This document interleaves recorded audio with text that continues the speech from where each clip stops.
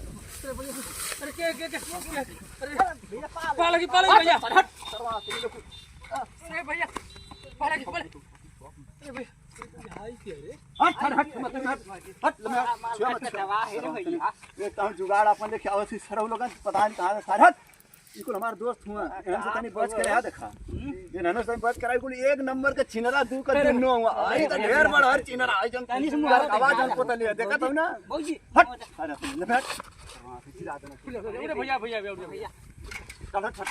नहीं दिखा देता भैया ना कटका कंधा भात ना ये पीछे मत बोला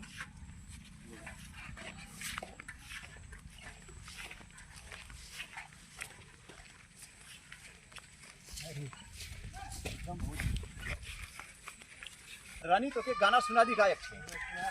अरे गजबे करूपी तोहारी गजबे सूरतिया तू पवलू न हो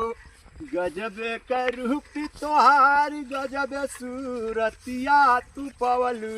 न हो ए रानी हमके दीवाना बनवलू न हो झलके बदान तोहार झलके बदान पूरा कहवा से कुरती सियवलू न हो